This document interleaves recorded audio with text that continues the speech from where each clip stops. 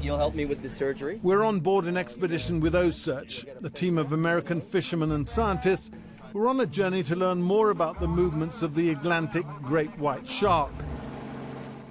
All morning, a helicopter had been scanning the sea, and they had news for the team on board the Contender.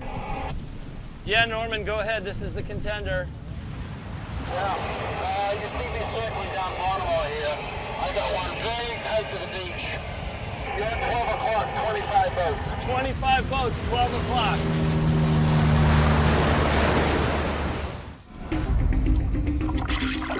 Finally, it took the bait. He just ate it. Just ate it. Going away from it. Or try to go over you.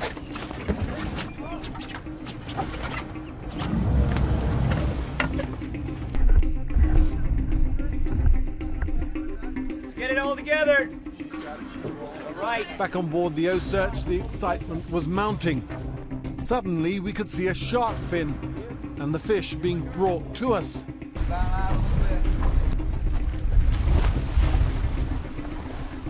Yes.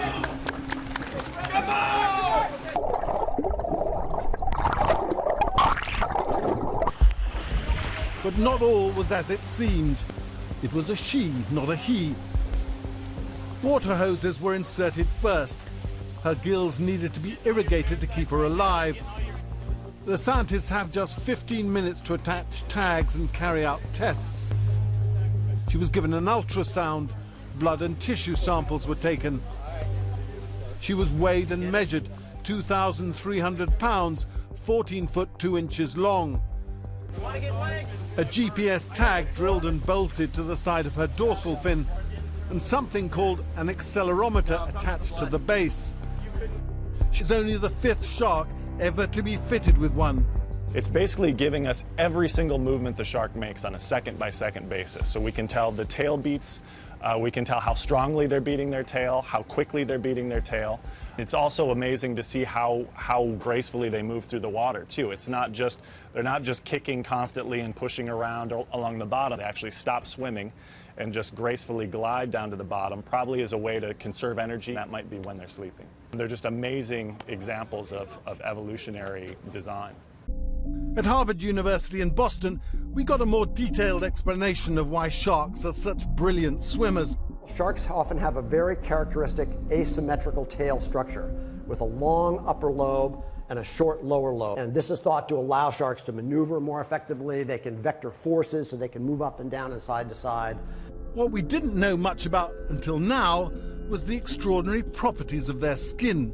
On this shark here, if you feel the surface of the shark, you can feel the roughness. It's smoother in one direction and it's a little more rough in this direction.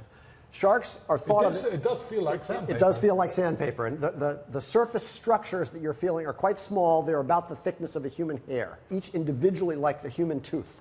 They're made of dentine, they have enamel, they have a pulp cavity.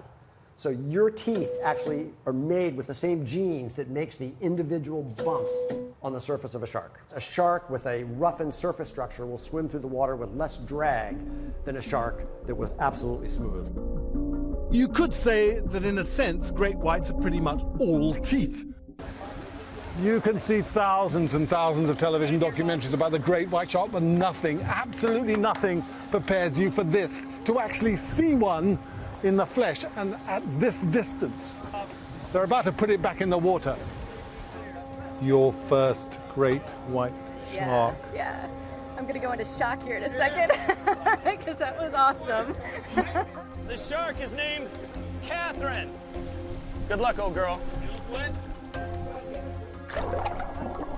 Catherine didn't want to swim out the way she came in. She was coaxed round by the tail and slipped away with $10,000 worth of scientific equipment attached. In the past month alone, she's been circling Cape Cod, covering almost 200 miles. Where she goes next is a mystery, but we will find out. Every move she makes, every dive she takes, someone will be watching her.